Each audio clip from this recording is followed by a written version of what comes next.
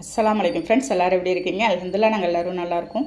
நீங்களும் நல்லா இருப்பீங்கன்னு நினைக்கிறேன். நான் இன்றைக்கி வீட்டில் செய்ய போகிற ரெசிபி என்னென்னா, வாயில் வச்ச உடனே கரையக்கூடிய நான் ஒரு கல்யாண வீட்டு கேசரி தாங்க இன்றைக்கி செய்ய போகிறேன். செம்ம சூப்பரான டேஸ்ட்டில் இருக்கும். அவ்வளோ தூரம் டேஸ்ட்டாக வந்துச்சு. இப்போ வாங்க அதை எப்படி செய்யலாம்னு பார்க்கலாம். வீடியோக்குள்ளே போட்டோம்னா அப்படியே நம்ம சேனல் மும்தாஜ் கிச்சனை சப்ஸ்கிரைப் பண்ணிவிட்டு அப்படியே பக்கத்தில் இருக்க பெல் ஐக்கானை கிளிக் பண்ணிவிடுங்க. அப்போ தான் நான் போடுற வீடியோ உங்களுக்கு உடனே சேருங்க.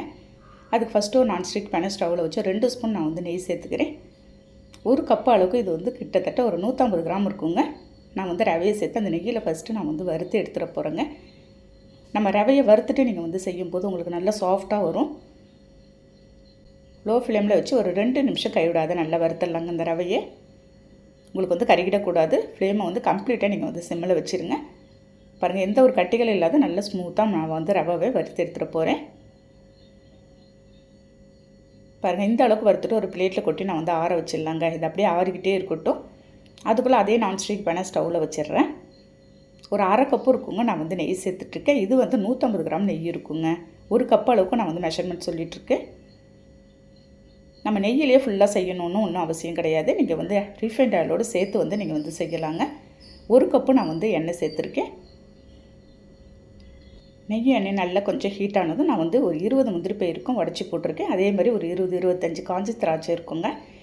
ஒரு 2 நிமிஷம் நம்ம திராட்சையும் இந்த முந்திரி பயிரையும் நல்லா பொன்னிறமாக வறுத்துடலாம். பாருங்கள், இந்த அளவுக்கு உங்களுக்கு கொஞ்சம் லைட்டாக இந்த முந்திரி பயிரெலாம் ப்ரௌன் ஆகணும். அதை நல்லா வறுத்துட்டு இப்போ ரவைக்கு தகுந்த மாதிரி நான் தண்ணி ஊற்றிக்க போகிறேன். 1 கப்பு நம்ம ரவையை எடுத்துடணும். அதுக்கு 2 கப்பு நான் தண்ணி ஊற்றிக்கிறேன். 1 கப்பு நான் பசும்பால் காய்ச்சி ஆற வச்சு எடுத்து வச்சுருந்தது சேர்த்துட்றேங்க.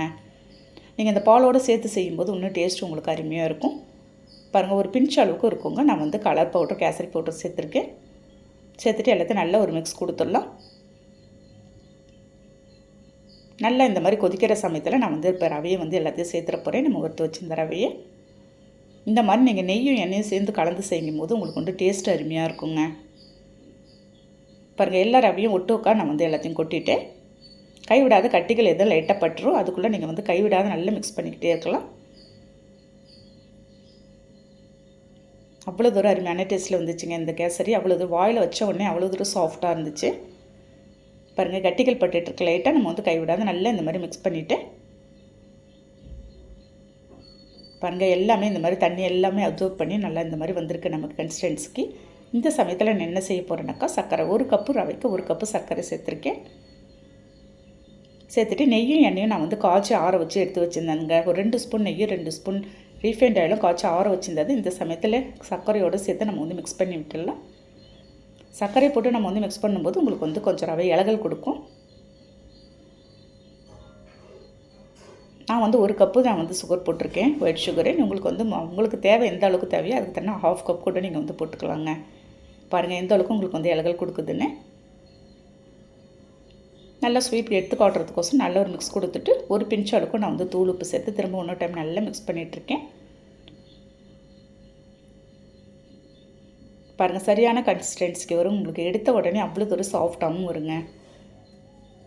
நீங்கள் 1க்கு 3ன்ற அளவில் நீங்கள் தண்ணி கூட ஃபுல்லாக ஊற்றி நீங்கள் பால் சேர்க்காத அப்படி கூட நீங்கள் செஞ்சு பார்க்கலாம்.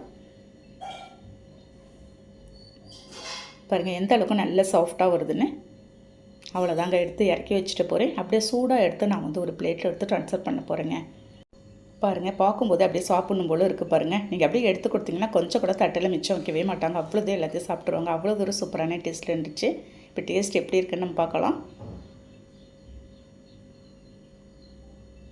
அவ்வளோ தூரம் அருமையான டேஸ்ட்டில் இருக்குது ஃப்ரெண்ட்ஸ். ஓகே ஃப்ரெண்ட்ஸ், நான் சொன்ன மெத்தடில் நீங்கள் கண்டிப்பாக ட்ரை பண்ணி பார்த்துட்டு எனக்கு கண்டிப்பாக கமெண்ட் பண்ணுங்கள். இந்த வீடியோ பிடிச்சிருந்தால் லைக் பண்ணிவிட்டு ஷேர் பண்ணுங்கள். மறக்காமல் அப்படியே சப்ஸ்கிரைப் பண்ணிவிடுங்க. நெக்ஸ்ட் வீடியோவில் பார்க்கலாம். Okay, thank you, by.